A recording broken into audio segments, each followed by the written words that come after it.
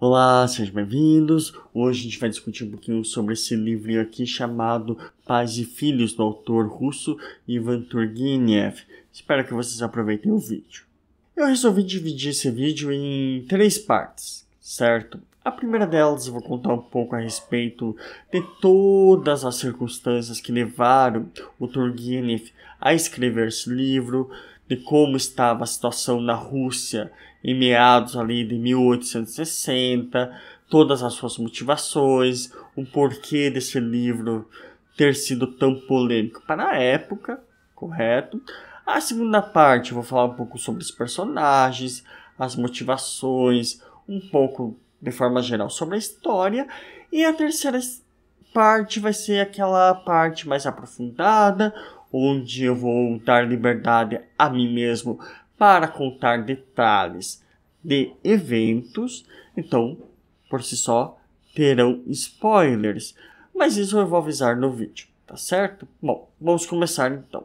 O Turgenev, ele começou sua carreira como poeta. Então, esse livrinho aqui, Pais e Filhos, ele vai ter um tom de poesia assim. Porém, ele é um tom muito mais amigável, muito menos denso que, por exemplo, obras de Dostoiévski ou até mesmo Tolstói. Ele é um livro que tem em torno de 400 páginas. Essa edição dessa editora, Companhia das Letras, está muito boa. Tem um prefácio do Rubens Figueiredo aqui, certo?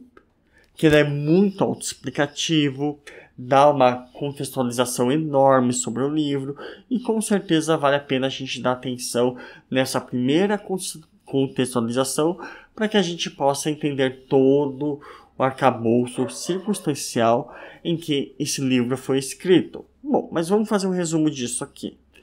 Primeiro, a gente tem que ter em mente que ele foi publicado em 1862, se não me falha a memória. E nessa época, na Rússia, estava acontecendo inúmeras mudanças políticas. E uma delas era a queda da servidão, certo? Então, normalmente, quando você tem uma mudança drástica, uma mudança de um regime para outro, é muito provável que você também tenha pessoas a favores e pessoas contra toda essa questão da mudança. Então você vai ter pessoas mais conservadoras e pessoas mais, digamos assim, progressistas. E talvez o título dessa obra já se remeta a isso. Pessoas mais conservadoras seriam os pais, pessoas mais progressistas seriam os filhos. Contudo, um tema aqui muito presente, também pelo personagem principal, o Mazarov, é justamente o niilismo. A ideia de que nada tem importância, que esse personagem não seguirá nenhuma, digamos assim, autoridade, não terá nenhum vínculo afetivo por uma instituição e por assim vai. E, de certa forma, esse niilismo pode vir a moldar uma geração inteira. Então, justamente por isso, o Turgenev foi acusado de fazer uma apologia ao niilismo. Contudo, ao mesmo tempo que ele foi acusado disso, ele também foi acusado de fazer um favorecimento ao regime conservador, certo? Então ele recebeu críticas de ambos os lados da moeda. E se tem um livro que talvez tenha incentivado a revolta nesse período russo, certamente foi o livro Pais e Filhos. Ele foi um livro extremamente polêmico, começou com revoltas, digamos assim, mais pacíficas em São Petersburgo, porém culminou em revoltas ditas terroristas, com uma violência muito exacerbada. Então sim, foi um livro muito polêmico. Turgenev teve sua culpa em tudo isso, porém a culpa talvez foi má atribuída, porque, ao meu ver, ele não pendeu nem pelo lado progressista, nem pelo lado conservador. Ele pendeu para um lado mais naturalista, e isso eu vou explicar mais pra frente. Bom, agora falando um pouco dos personagens, eu vou tentar aqui dar o menos de spoilers possíveis, mas eu não creio que isso seja tanto possível, até porque a participação de um personagem está ligada a algum evento. Porém, não vai ser nada que comprometa a sua leitura, coisa parecida. Os dois primeiros personagens que eu tenho que ressaltar aqui é justamente o Arkady e o Bazarov. Ambos são muito amigos. O Bazarov ele estudou medicina, o Arkady também estudou ali as suas ciências naturais.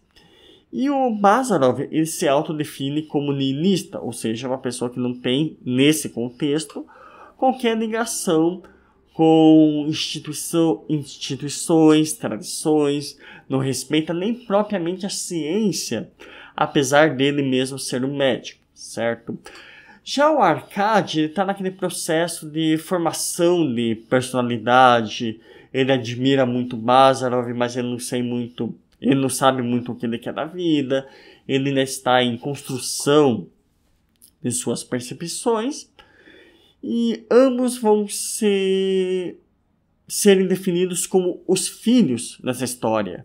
A geração nova, a geração que irá suplantar a geração antiga, certo? Como conservadores, como personagem da aristocracia, a gente vai ter o Pavel Petrovich, o tio de Arkady, e o Nikolai Petrovich, o pai também de Arkady. E falando um pouco do Pavel, ele é como se fosse um arqui-inimigo, bem entre aspas, do Bazarov, porque se ao mesmo tempo o Bazarov tenta quebrar com qualquer condição pré-estabelecida, qualquer condição conservadora presente, o Pavel olha com aquele olhar aristocrata, aquele olhar meio mais cético, mais conservador, e fala que se a gente chegou aqui por inúmeros adventos, inúmeras lutas, a gente deveria ter um certo, digamos assim, receio em tentar fazer uma mudança brusca. Então, ao longo da história, a gente vai ter diálogos de conflitos, de intervenções entre esses personagens, certo? Já em relação ao Nikolai, o Nikolai ele tem uma personalidade muito mais neutra, por assim dizer. Ele acredita no progressismo, mas ele também vê a aristocracia como algo, digamos assim, de costume. Algo já entranhado, algo já mais fortalecido. Contudo, aqui a gente já pode ter, de certa forma, um spoiler, certo, em relação a questão de personagens, porque, deixa eu pegar o nome da pessoa aqui, porque os nomes são bem complicados, e perdoe-me, porque, né, enfim, ele conhece uma moça, digamos assim, de uma baixa classe social, chamada Finetka, tá? Eu não sei se é assim que se pronuncia. E ele vai se apaixonar por essa moça, vai ter um caso com ela e vai ter um filho com essa moça. Então, essa representação simbólica de uma pessoa da aristocracia ter um romance, ter um amor por uma pessoa de uma classe mais baixa, digamos assim, é de certa forma uma quebra de paradigmas, correto? Mas, além desses 5 personagens que eu citei aqui, nós teremos 2 mulheres fundamentais na história. A Katia e a Odintsova. A Odintsova, ela é como se fosse um par romântico ali do Bazarov. E a Katia do Arkady, correto? E aqui também a gente tem que cuidar porque, como eu disse, Bazarov, ele tem sua percepção nihilista de todo mundo, porém, ao mesmo tempo que ele tem essa ideia fixa em sua mente, olha só, me lembrou muito Brás Cubas, né? Porém, ao mesmo tempo que ele tem essa ideia fixa, ele se apaixona e essa ideia fixa vai por água abaixo e ela não é mais tão fixa assim. E por outro lado, o Arkady, como eu disse, que ele está à procura talvez de uma personalidade, à procura de um caminho para ser seguido, no momento que ele conhece a Katia, ele realmente abandona as ideias de Bazarov, tem um certo repúdio por elas, algo que, de certa forma, ele havia idolatrado, e se apaixona e segue sua vida. Correto? E aqui essa é a dinâmica, mais ou menos, de pais e filhos. E se a gente for pegar essa capa, né, ela tem uma coisa muito, mas muito genial. Você tem os pais e você tem os filhos. Entre os pais e os filhos, a gente tem um caminho tortuoso. Porém, no final das contas, as coisas, a natureza humana não muda muito, tá? Então aqui a gente retrata muito bem o que, em termos de filosofia, a gente poderia definir como o eterno retorno para o mesmo. Ou seja, independente do que se faça, independente das perspectivas mais modernas que você tenha, existe uma boa chance de você não ter uma mudança muito drástica em relação a seus pais, em relação aos seus avós, e que de forma geral a sociedade não mude muito conforme os anos. E se mudar um pouco, quem sabe ela retorne a seu mesmo estado inicial. Bom, a partir de agora eu vou contar o final dessa história. Se você está a fim de ouvir, eu acho que ela é bem importante. Eu recomendo que você continue esse vídeo, porém, se você não quiser, só dá uma pausa. Eu vou dar um tempinho ali para você pensar. Então, retornamos com o final desse romance.